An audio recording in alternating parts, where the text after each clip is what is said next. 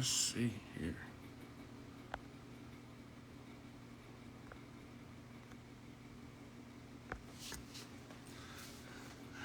Hello, hello, hello, hello. Welcome, welcome.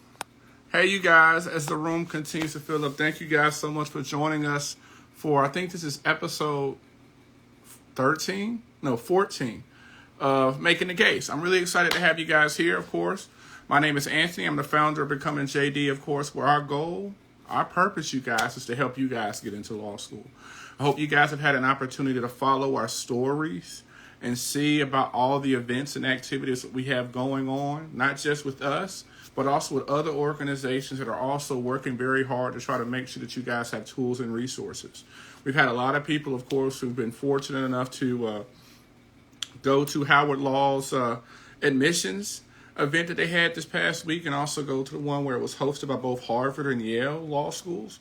And so as events continue to happen, I'm going to always put it in my stories because I want you guys to be able to have all the tea to make sure that you have all the tools that you have that you need to be successful. So, of course, as usual, as our room continues to fill up, I want you guys to let us know where it is that you're viewing our session from. Of course, I'm holding it down here, y'all, down over here in St. Louis, Missouri. I pardon my eyes. I'm kind of tired.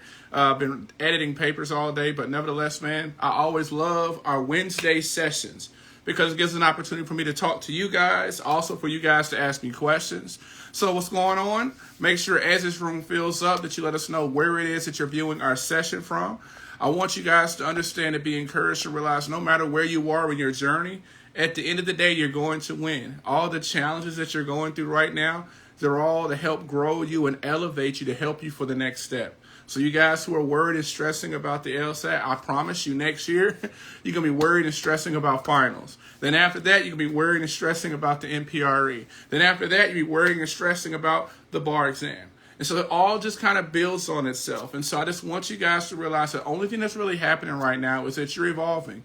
You're undergoing a transformation in order to prepare you guys for the next step.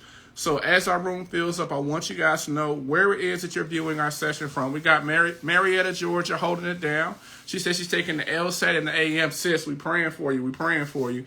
We got Cleveland, Ohio in the house. Okay, Roll Tide. We got Alabama in the house. All right, that's awesome. Holding it down, taking the LSAT on Friday. We sending prayers and positive vibes your way. We got the Bay in the house. That's what's up. Okay, so we got the Bay here. We got Cali here.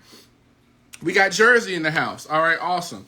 And so, again, I'm so excited for this session, you guys. The reason why we make this show, Making the Case, is for you guys to be able to talk to aspiring lawyers, judges, law students, to get an opportunity to see people who look like you winning and understanding that those challenges that you're going through, that voice in the head is telling you that maybe you should quit. I'm hoping that every Wednesday, we have guests on who heard that voice, ignored it, and continue to win anyway. And so I'm so excited to be able who we're going to have on tap for today's show. Who else we got in the house? We got Jersey. And so as we got Missouri holding it down in the Mo. What's going on, Boogums? And so I'm really, really excited about today's show. Of course, one of the promises that I always try to make to you guys is, in addition to us having a guest, I also want to make sure that I provide this as a platform for you guys to get any questions you have answered. I make a promise, I swear for God, that if, in fact, you put a question in the chat box, y'all, I'm going to answer it, because I want to make sure that no matter what you may be going through, that you're going to come away saying, yo, man, I went to the session on Wednesday and I ate and I'm full, all right? And so I heard a lot of people before in my DMs asking about help and accountability partners for the LSAT. We did start, I heard you guys' call. We did start a study group for the LSAT. Send the link in the bio, all right? It's called The LSAT Ain't Got Nothing on Me, and it's free 99. And it's just a space for you guys to exchange questions, a space for you guys to link up and match up with people. I know earlier this week I've already matched up a couple of accountability partners, because I want you guys to be able to have all the support that you need. So again, it's free 99, and it's called The LSAT Ain't Got Nothing on Me. And right now I think we have about 67 members in it. And so make sure that you go and join that. Because listen, you guys, I know that when we're going on this journey of becoming an attorney, at times it could be hella lonely, right? We got our friends, we got our family, we got our loved ones, but a lot of times they may not understand exactly the situations of what you're going through. And so that's why we have that study group. It's to provide you an opportunity to engage and network and connect with people who are going through the same struggles that you're going through. And also for you guys to be able to exchange and get answers. I know I post questions and stuff like that for the LSAT on there, but also gives you an opportunity to post questions too. Because we want to make sure that whether you're taking the LSAT tomorrow or taking the LSAT on Friday or taking the LSAT in January, that you have a strong, solid foundation of support. We don't want you guys going in there Googling and guessing, okay? And so make sure you go into that and utilize that resource to help you guys out as well, okay? Because I think we have something going on, not me per se, but we have things going on at Fordham, I believe on the 18th, where they're going to not only feed you guys, but they're also going to provide you with some help in regards to the LSAT. I think for reading comprehension section. And I think also we have some other things going on at the University of Illinois as well to give you guys these resources, okay? Because I don't want you going to any situation and say, you know what, I don't know how to do it. And this past weekend, you guys, we're in the midst of open house season. We had some students go to open house at Thurgood Marshall down in at Houston, and we had some people also go to the open house at Mercer University that happened this past weekend as well. So understand this, you guys. When we are applying to law school, it is an action verb, you guys. I know that we sit down and we go through the application, but also it's a process where we have to find ourselves becoming active and involved. Most law schools average between 2,500 applications each cycle, y'all. So that means it becomes important for us. If we really want to be able to stand out, if we really want to be memorable, if we're really trying to get that meaningful connection, then we're going to have to leave our crib, yo. We're going to have to step out our comfort zone. That means we're going to have to go to a lot of these events and connect and meet with people. Go to open houses and shake hands. Go to events that are hosted at the law schools. Go to bar events that may be hosted in your particular city. There's so many different opportunities. And one of the things I told you guys before, and you know where you can go for free 99 every day? It's open every day this week. You can also go to court, where you'll find lawyers, you'll find judges who are all there. I've had a couple of students who've been fortunate enough, you guys, to just go to court. And in going to court, they've connected with lawyers. Going to court, they've been able to secure clerkships with judges, even though they weren't law students, just to be able to be in that space. So you guys, there's so many opportunities out there. And so I want you guys to be able to take those steps and realize that it's something that's going to pay and yield tremendous dividends for you moving forward. And one of the biggest examples of that is going to be who our guest is tonight, attorney Kathy Santa Maria Mendez, who actually did a lot of this grunt work that I'm offering for you guys to do in her path and in her journey to becoming a lawyer. And so without further ado, let's go ahead and try to get her on. And again, I want you guys, remember, this is a session where I want you guys to not just watch. I want you guys to ask questions because these guests are here. They are part of the family, you guys, to make sure that you get the answers that you need to be able to successfully navigate your journey to becoming an attorney. All right, so let's go ahead and get her on. Let's see here.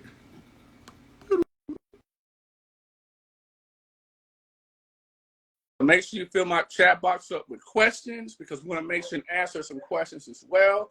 In addition to that, wherever you are in the process, what's going on, Mr. Attorney? Hello, are you able to hear me? Oh, I hear you perfectly fine. I love your light, man. I'm like, man, I need to get a light like that because your light is just hitting perfect, sis. Thank For you. real. I'm actually using the light from my laptop. I am so jealous. You would not believe how long I've been on the practice live trying to figure out how to get this just right. Yeah. But nevertheless, I'm so excited to have you here. One of the things that's amazing is you oftentimes when you're in the grind, you kind of forget like, wow, I'm doing something amazing. Mm-hmm. And one of the things I think is amazing when I start doing my background work, looking up you and seeing the things, amazing stuff that you've been doing, sis. Since back when you were one of the top 25 young ladies chosen in Minnesota. I mean, amazing things. And so I really just want to give you the floor, introduce yourself, and be able to tell your story. Because one of the things I realized is we did this show, not just to be able to celebrate success, but also to normalize the struggle. Because you know, sis, a lot of times we think, man, this must be a sign from God because it's hard. I shouldn't be doing it. Right. And so when I saw your story, I was like, ooh, we got to holler at her. So go ahead, I'll give you the floor. And please tell us who you are. Tell us what you're doing. Tell us your journey. I'm just so excited about this opportunity. Yeah, thank you for inviting me, for reaching out. I think the first time we talked was like 2019 or something, like even before I started law school. I think I reached out to you when I was in the process. Yep. Because I was so lost, like I didn't know where to start. I didn't even know what to major in, right? Because you just don't know where to start. But to begin, yeah, my name is Kathy Santamaria Mendez. I am 24 years old. I live currently in St. Paul, Minnesota. But originally I'm from El Salvador. So I was born in El Salvador. I came to the United States with my parents when I was 2 years old. And we came in as tourists originally, and we overstayed our visa. So then eventually afterwards, I became undocumented along with my parents. And so, you know, when you're younger, you don't really know what that means as a child. Like, what does it mean to be undocumented? Because you don't work, you don't really care, you know, like it doesn't really impact your life as much, or you don't realize it as much, right, at the moment. Right. And so, but I did see like my parents going to their immigration attorney with like all their paperwork and the different processes they were going through, but I didn't really understand at the time what that meant. But I do remember at a young age, I would go with my parents, I would spend the evening at their immigration attorney's office, like filling out all these documents, going through all of these processes. And there was a point where the attorney was unable to do to really fix their situation, their immigration situation. So there was a time where my parents were actually they were in the process of being placed in removal proceedings to be removed from the country. And so the immigration attorney told my parents, you could be placed in removal proceedings, or you can decide voluntary departure, which means that my parents would decide to leave the country voluntarily.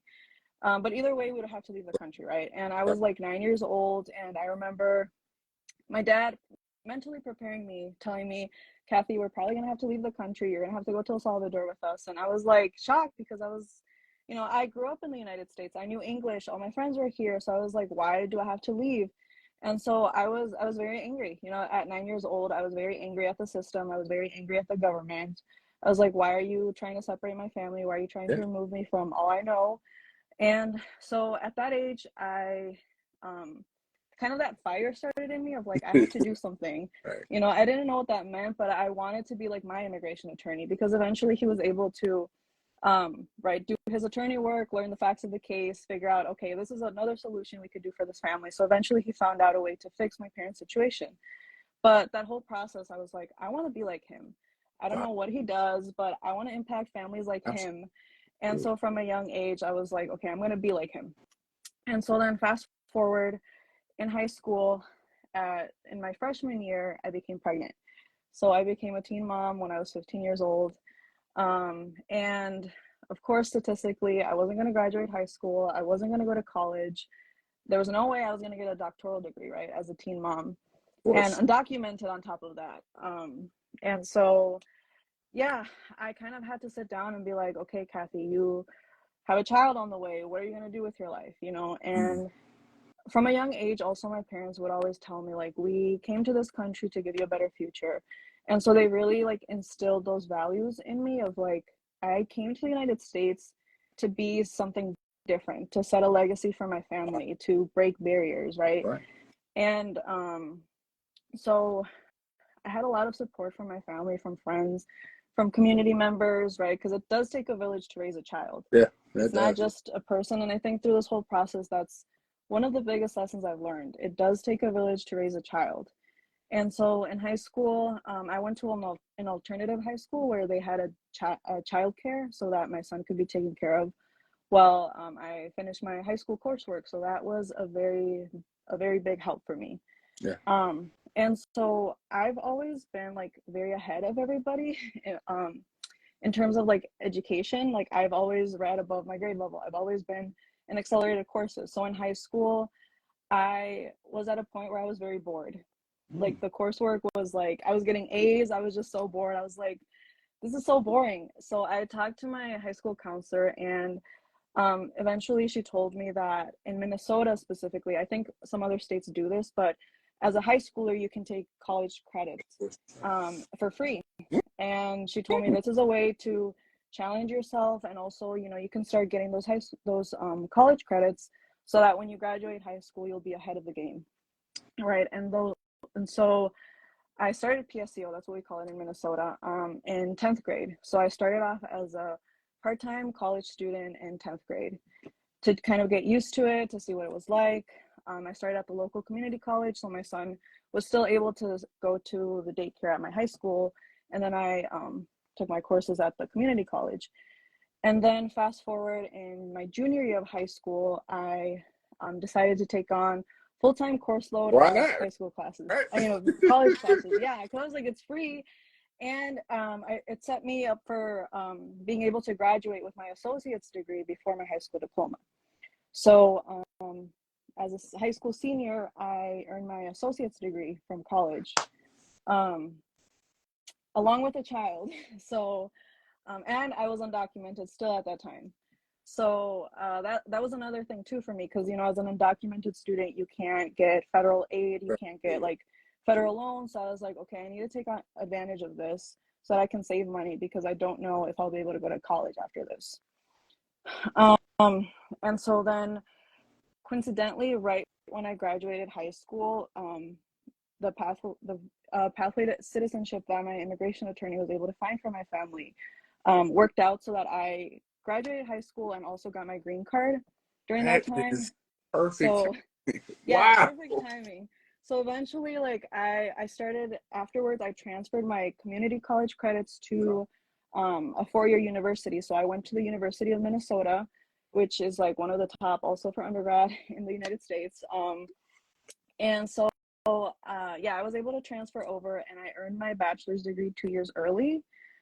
So I graduated, I majored in Chicano Latino studies, because I was like, you know, I didn't know exactly what I was going to do. I always knew in the back of my head I wanted to impact the immigrant community. I wanted to make an impact in my community, but I didn't really see law school as a possibility, because I was like, it's so expensive, it's so long, you know, and all of these things that you have to consider in the process. But you know, there's just like this fire in me that was like, I have to shoot my shot. I can't just stay here. I have to like think bigger, and I can't let fear drive my life. And so yeah, when I was at the U of M, I met with like the pre-law advisor. I started like different internships in the area, with legislative work, with policy work. I started like attending court, you know, kind of taking advantage of those resources, because court is open to the public. So I was like, might as well see what it's like. Might as well shoot my shot. How much does it cost? I'm sorry, Attorney Kathy. Yeah, no, you're good. How much does it cost to go to court? It's free. $3.99, all right? $3.99. Right. Yeah. So, and tell them how much networking goes on in court. Like, literally, lawyers go there to find work. Like, yeah, it's so much networking that goes on in there, and a lot of people. Also, like, if you reach out, they'll pay for your lunch. You get free coffee. And I was like a broke college student, so I used that as my incentive. I was like, I'm gonna reach out to this attorney, ask them out for lunch, and they're gonna pay for my lunch. So I got so many free lunches, so much free coffee, because I was trying to like make these connections, right? And yeah, so my undergrad journey was really just that, just getting to know people. You know, keep in mind, like, I was the first in my family to even, one of the very few to like even get a high school diploma, right, let alone like the first to go to college, the first to like consider these steps. So we start from zero. Like, a lot of my classmates, maybe their parents were attorneys, their parents were judges, but people like us, we start from the bottom. We gotta hustle for our generations, for ourselves. So I was like, hold you on. gotta make it happen. I want you to say that one more time, okay? Yeah, we start from the bottom. What we gotta do? We gotta hustle for ourselves, for our families, for our future generations. You know, we can't waste time. Like, you know, there's just like, it's just a legacy that we built. Absolutely. And that's really how I took it, especially with my son. I was like, I don't want him to see me as a statistic. I want to do better for him. I want him to know that I used him as my inspiration. Like, yes, I've had to sacrifice a lot in terms of like I had to take time away from him to study, to do homework. And there's a lot of mom guilt that comes with it, of course. I feel like there's always mom guilt. But at the end of the day, I know 10 years from now, he's gonna admire me as his mom, you know, and I would feel proud to have myself as a mom, you know. So I always think course. about that. Like if I had a mom like myself, I'd be so proud of her. Um, so And yeah. again, guys, let me introduce you again because we have some people come in and out of the room. We are on the line with attorney Kathy Santa Maria Mendez. Amazing, amazing story. And I hope you guys are getting all this tea because I want to just ask one question because I feel like one of the things that happens is a lot of times people, let's be honest, they're kind of scared. They're kind of nervous, you know. They don't understand like how active you have to be if you really about this life of trying to become a lawyer. Yeah, we got our LSATs. Yeah, we got our personal statements, but it's a lot of people that want to go to the law school. It's a lot of people that want to be a lawyer. And I wanted you to tell me briefly about like, what did you channel for yourself when you were going to the court? It's kind of nervous, you know. Mm-hmm. How did you do that? Because a lot of people out there, I mean, come on, court is, we all can go Mm-hmm. anytime. And it's a lot of people are like kind of stopping themselves. Right. What did you do to help you be like, okay, it's my game plan. All right, I'll peep you. All right, that's Mm-hmm. my mark right there. How was that process like for you? Yeah. So one of the things I did is I always was intentional about like the friendships I made in my classrooms, not just in my classrooms too. Like I was a part of like affinity groups throughout undergrad and in law school where I would make friends with people that look like me, you know, people in the Latino community who are also grinding, hustling for their community. And I would just have a buddy be like, hey, do you want to go to court with me? You know, just so that you don't feel alone in that process. um so I guess that was my biggest motivator, and also like a motivational buddy. Like if I tell my friend, hey, let's go to court tomorrow, there's no way I'm gonna let them down, you know. The morning of, I'm gonna be like, okay, I have to go because I committed to this person. And eventually, like, that's how you start networking within the field, where Mm-hmm. you start feeling comfortable, you start learning the language, because it's a whole different world. Like Yeah. how you greet a judge, how, you know, one of the funny stories, the first time I ever went to court, I did not know you had to stand when the jury walked in. So I remember going to court and I sat there when the jury walked in and everyone else stood up. And I was like, why is everyone standing? And then my friend next to me was like, oh, because you have to stand when the jury walks in. And I was like, oh my God. Like, you know, it's just those little things you learn along the way of how you're supposed to act in certain areas. And so one of the Mm-hmm. things, and so listen, you guys. Also, one of the things you got to deal with is somebody may tell you no. You Mm-hmm. may get rejected. And I just want to know, you know, a lot of people just think, oh, well, you know, I'm not like Kathy. Kathy was just super smart. You know, I'm in my situation and you know, I just can't do that. How did you deal with the no's? How did you prepare for that? Because, you know, we do hear no's sometimes. Right. Yeah, yeah, for sure. And like in this field, that's something you have to accept early on, that you're gonna get a lot of rejections, you're gonna get a lot of no's. But one of the things I always told myself is, you know, just really believing what's meant to be for you will be for you. Absolutely. And you know, because I have my like a lot of faith in God, so I always told myself if something doesn't work out, it's because God is either protecting me from something or He has something better for me. Mm. So that's kind of like the mindset I would walk in, and I still carry that mindset because like after graduating law school, I applied to like 20 different jobs. I got like 10 interviews, and I got like 2 yeses. And so, you know, it was like rejection after rejection. Yeah. And I was like, okay, Kathy, chill. Whatever is meant to be will be. And you learn Kind of like one and you I learn always, a lot about yourself through the nose too. yeah. You learn Yeah. about, okay, how can I interview better? How can I make my resume better? You know, so I think, and I also made a lot of connections through the nose because I had people who were like, you know, this is a no, but connect with me on LinkedIn or reach out in the future. Absolutely. And Mm-hmm. one of the things, of course, for you law students, for your aspiring law applicants out there, is all you need is one. Mm-hmm. I mean, I can't, Kathy can't take all the jobs. You know what I mean? Right. All I need is one. Mm-hmm. And the amazing thing is about that, the value of those relationships. It's about the value of understanding. Nikita, I see you in the chat, sis. That means that we have to be able to take those steps because it benefits us.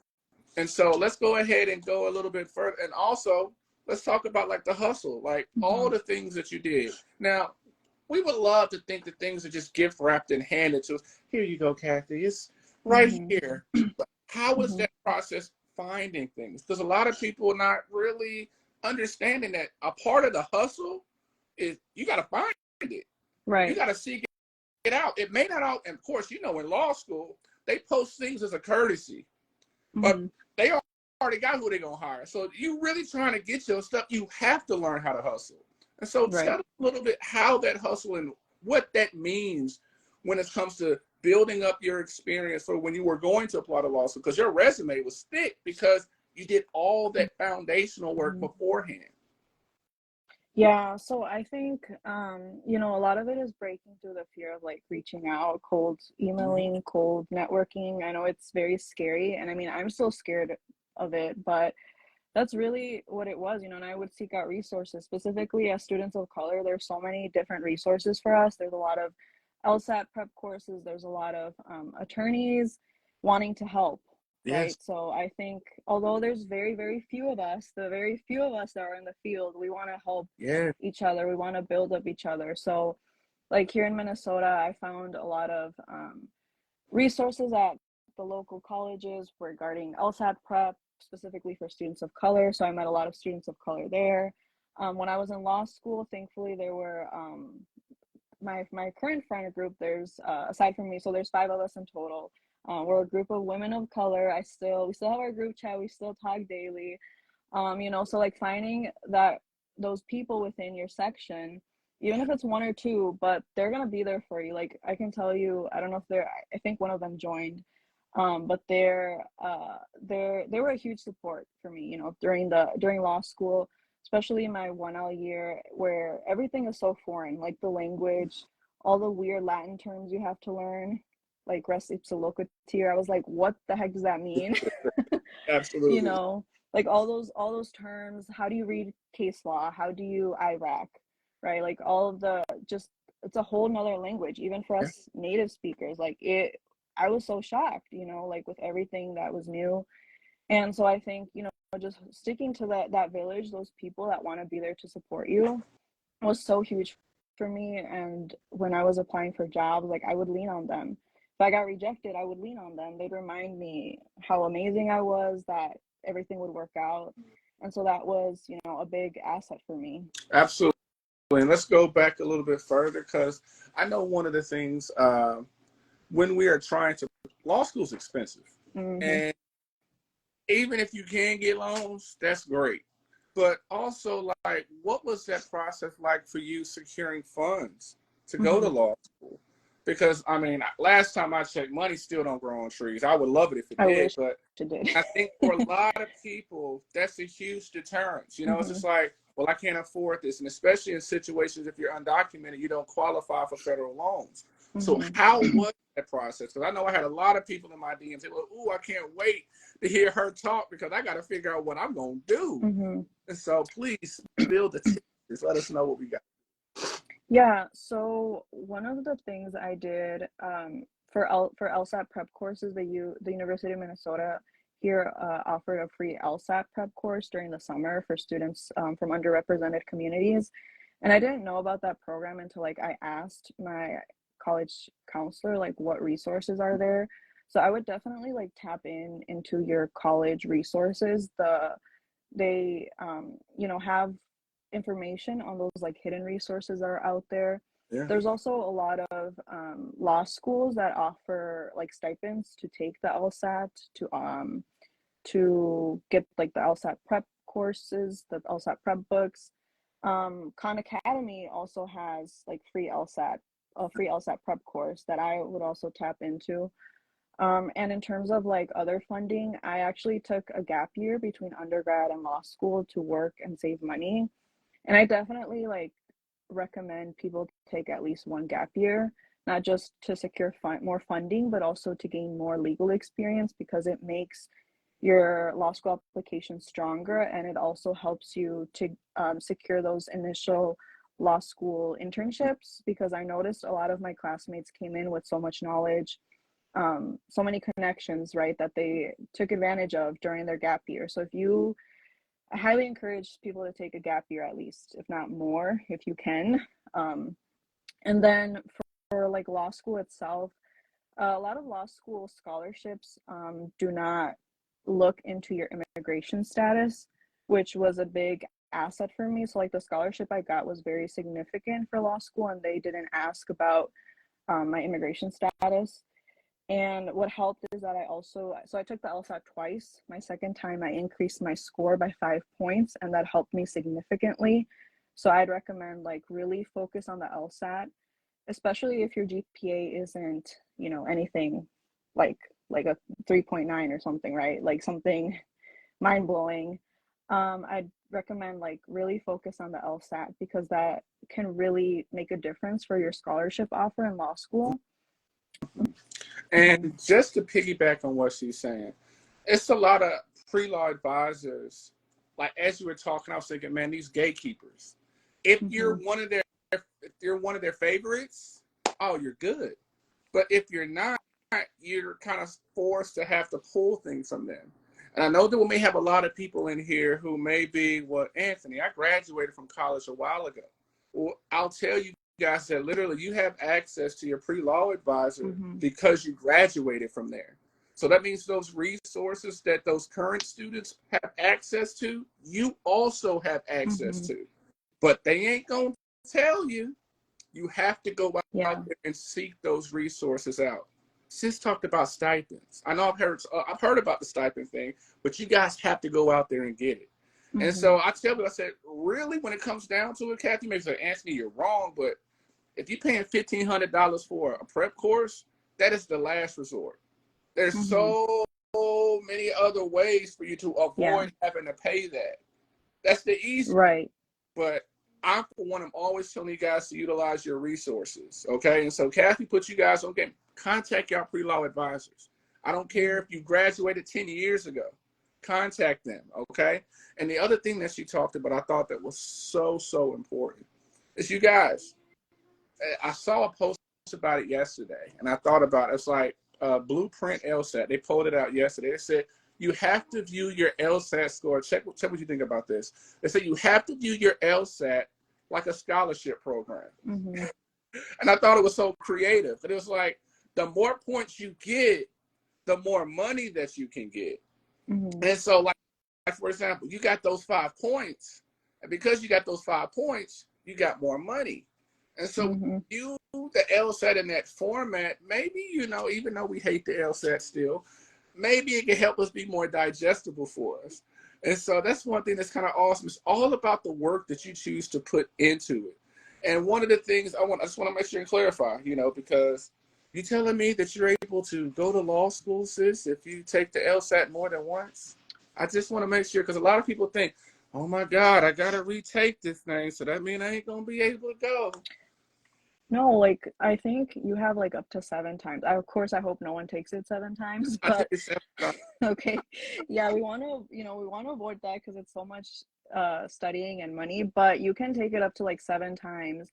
And most law schools take your highest score. Like even if you take it 3 times and the fourth ends up being the highest, they will look at your highest score. And I know some law schools too, even once you get accepted, but if you take it after your acceptance and it's higher, they will take that higher score and break off some more money. And so let's go ahead and think about, like, for example, there's a lot of moms out there. I remember I went to law school having 3 kids at that time. How was that process for you? Because I think a lot of moms either say, you know what, I'm just going to wait until my kids are grown. I couldn't do that. So I had my kids pulled up with the headphones and the tablet. They just going to be in class learning contracts with me. How was that process for you? Because I think a lot of people just want to be able to see. You telling me this mom's doing it and doing it? Okay, so maybe I could do it too. Right, yeah. And yeah, it's definitely hard. And so I'm a full-time like single mom. Like I have full-time custody. I don't have joint custody, which added more, because I don't get like those free weekends. I don't get the free week off. But and my journey was even more interesting because I started law school when the pandemic was at its worst. So Mm, I did lost my first year of law school full time online while my son was full time at home studying. So I had to not only adjust to being 1L, but also helping him keep up with his coursework. So that was wow. very, very challenging. I don't know how I survived still, but we did it.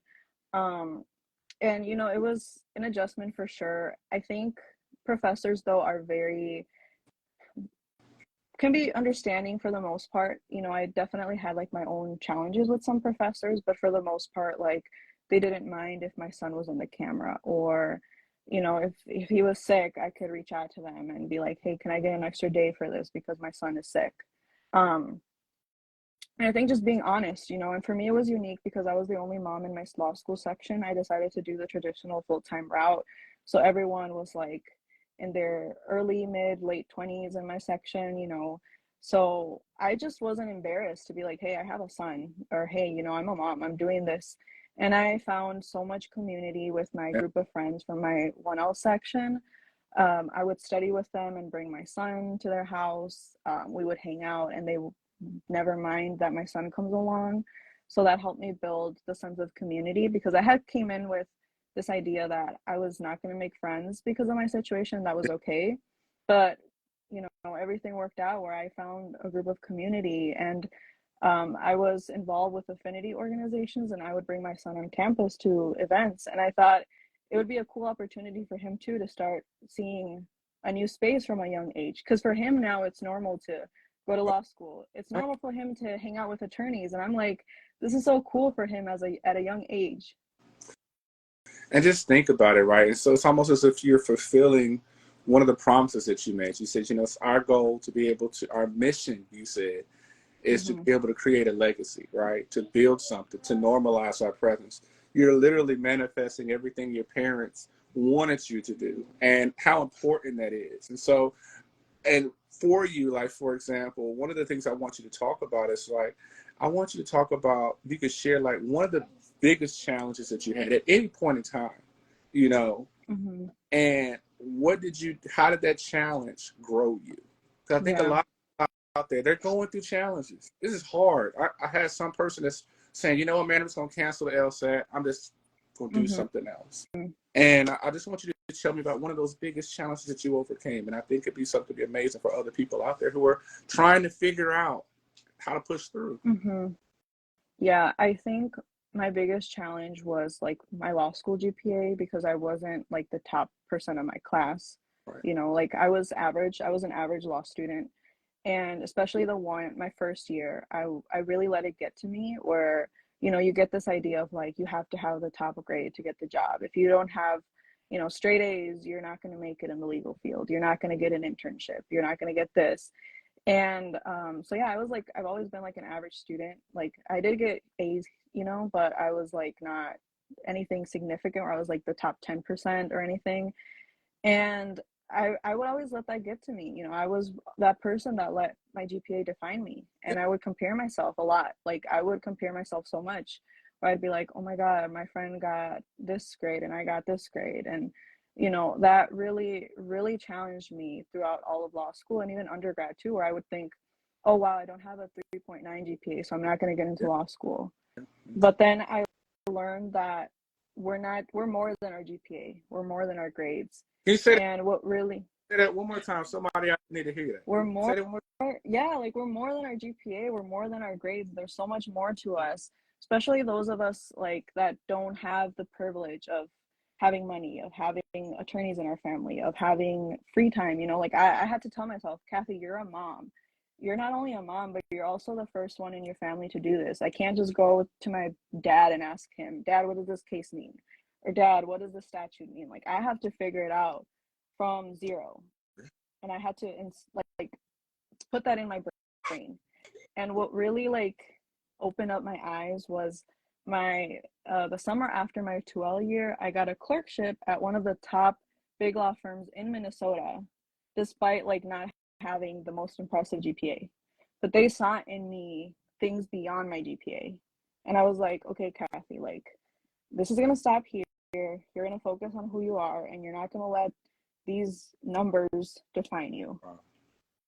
Wow. And I'm seeing in the chat, did you see that? Someone saying, amen. Love that. Needed to hear that. And that not only just applies to grades, you guys, it applies also to LSAT scores.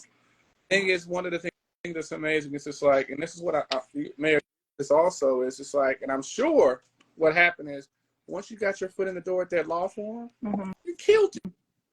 You killed it. Yeah. And the thing about it, you guys, is what we have to be able to understand is that, of course, these scores, these numbers, they're just tools, but they're not the thing that defines who you are. At the end of the day, it becomes up to you. We're able to do that when we do get those opportunities. That's why networking is so important. That's why relationship building is so important. And one of the things that I think you can attest to is like, we swear for God, this place is so big. But in the law field, in our community, it is hella small. And you talked a little bit about that world when you go to court, you begin to realize how connected everything is. Oh, that's Kathy. Oh, yeah, I know her. I've seen her. And that's how it goes. And so it's about us being able to realize, okay, you know what? My LSAT score is what it is. My GPA is what it is. But you know what? I'm a badass. And I'm just going to have to get my foot in the door and network and make it happen. And so tell us a little bit. So how did that experience go at the law firm? I'm sure it was amazing for you. Yeah, it was interesting. So I worked in their immigration law department, and as I mentioned earlier, like I wanted to do immigration law, so that was very significant for me, not only getting into a top big law firm, but also being able to practice immigration law with them. It was interesting, like just understanding how big law works in terms of like billable hours. And I would see that attorneys were emailing me at 3 a.m. And it really like helped me figure out that big law right now was not the thing for me, just because of my the current season I'm at in my life. I like to view my life in seasons instead of thinking like, oh, this is going to be the rest of my life. I'm like, no, Kathy, like your season right now is to be a mom, and maybe big law isn't going to give you that work-life balance, but that's okay. You know, you never know. Maybe 5 years from now, when my son is older, I'll be in a better season where I can venture out to something like that. But what's also amazing about that experience for you is it was what I call, I oftentimes tell my students, affirmation moments. You needed to go to the top law firm in the freaking state and then be like, yeah, I'm good. I could do this. I think that that's what's so was amazing about it, is because you walk, like we put things, let's be honest, you know, when we come from only our dreams, we put things on pedestals and it makes it unreachable for us a lot of times. But every step, it was just like that experience was for you to realize I could do whatever I want to do. Yeah, I will say that for sure. Like it built up my confidence where, you know, I was working like in downtown Minneapolis and like the huge skyscrapers, and like my office view was like those views you see on the movies and the top like skyscrapers and all of that. And I was like, wow, this is actually so cool. And so we have some questions here. Somebody asked, I was trying to find it way back when. Somebody asked a question. They said, if English is not, if they're part of the ESL program, are there any accommodations for that offered for the LSAT or law schools? Do they do anything about the ESLs? What do you know anything about that? So I'm at I know some international students, and I know some like foreign lawyers that are doing a law program here in Minnesota. I know they definitely have to go through like the English assessment test. And I don't necessarily know if there's like accommodations per se on like the testing and all of that, but I know as long as you pass like the English assessment test, you're in, you know, and you like it might, I know it's a struggle. Like I haven't been in that position since I came at when I was really little, so I learned English as like a native language. But I know, like, I mean, I met law students that were foreign attorneys that came as international students, and they were doing it. They were making it happen. And just to piggyback on that answer, one of the things I'm sure I'm sure you can attest to this, Kathy, we've had to learn, if we don't know, we ask. And a lot of times we don't want to ask things because I don't want to look stupid. I don't want no. So to that question, I would have contact the law school admissions council. Tell them, you know what, English is not my first language, but Mm-hmm. I want to take the LSAT. What do I need to do to get accommodations? What accommodations are offered? Because more likely than not, you're going to get those answers directly from the source. And also, oftentimes, you may be surprised by the response that you get, because Mm-hmm. I know that there's so many resources out there that we just don't know about because we don't ask.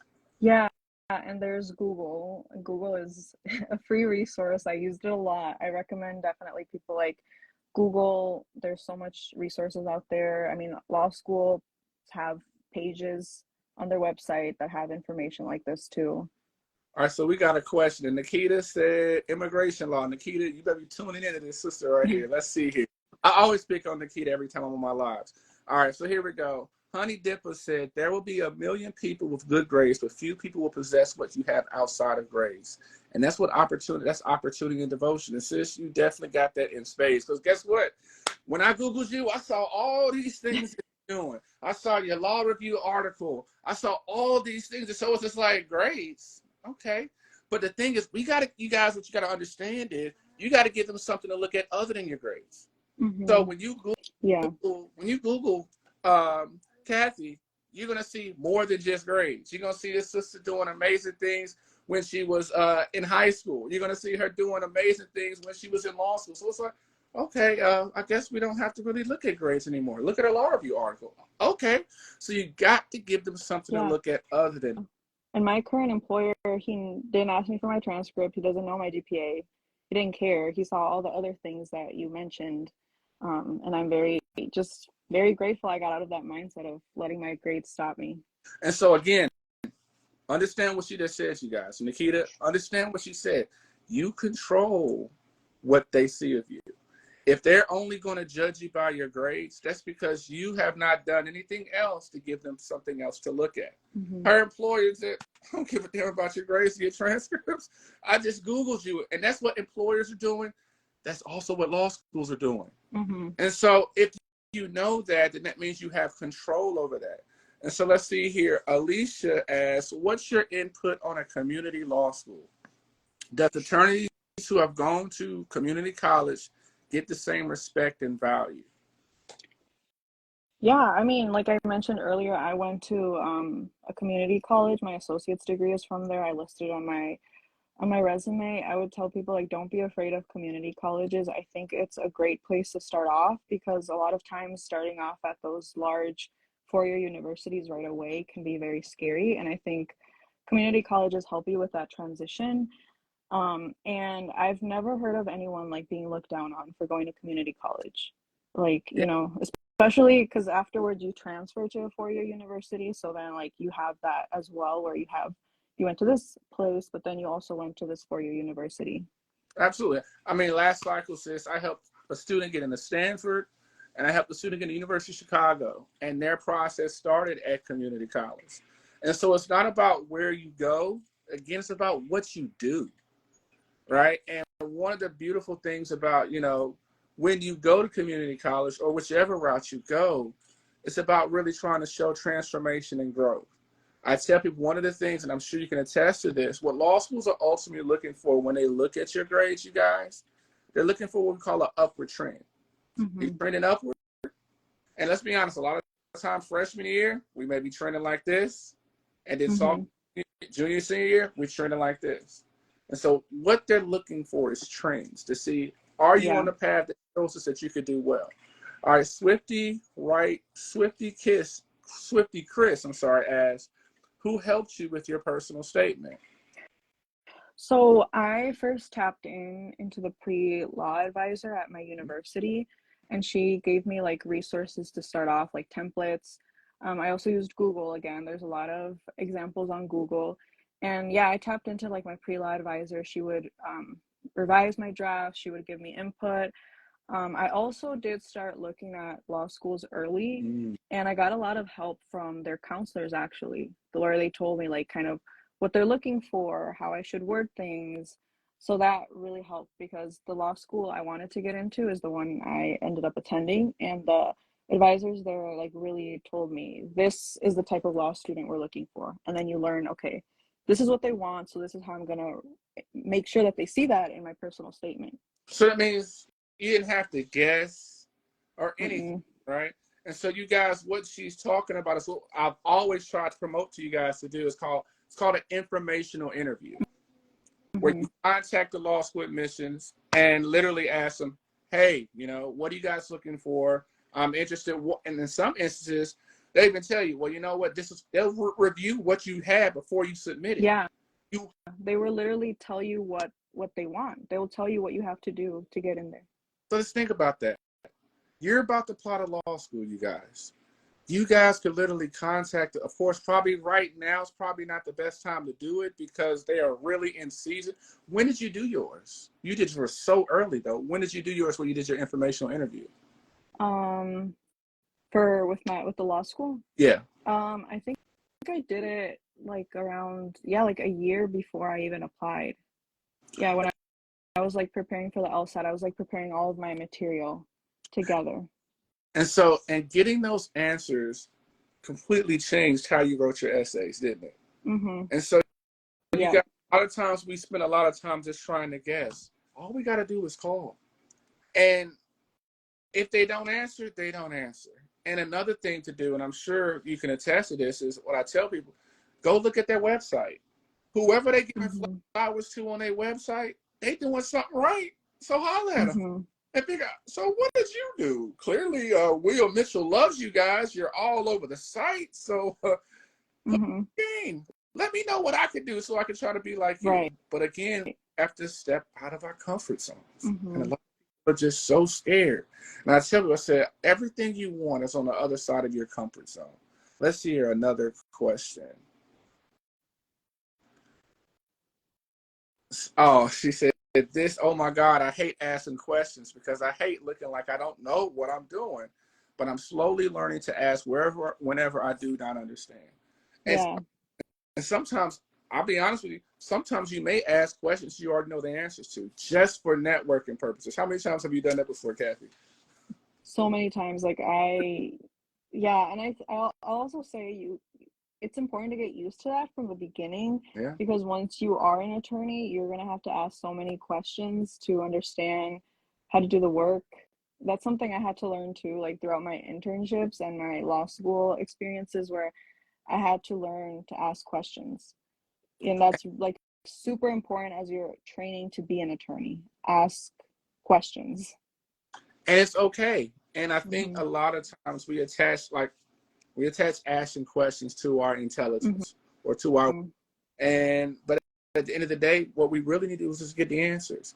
And sometimes it's all about that networking and building a helpful relationship. Let's see here.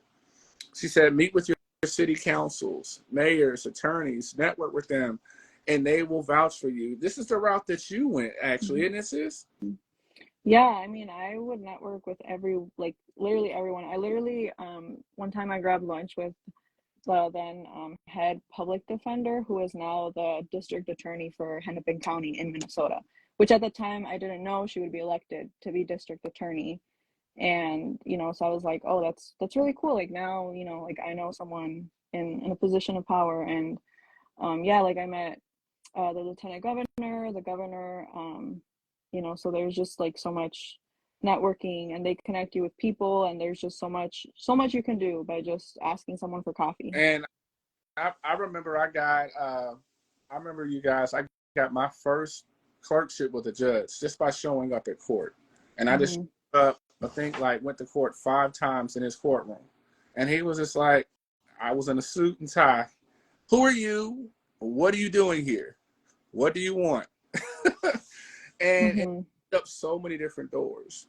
And also, just I want you guys to just be able to realize it's okay to not know. But what's not okay is for you to mask and act like you don't, act like you know, because that closes so many doors and it really puts you at risk. Mm-hmm. And so, one last thing I want you to do, all right, then I promise I'll let you go. I want you to go ahead and tell me the one biggest advice that somebody gave you to help Mm-hmm. you on your journey.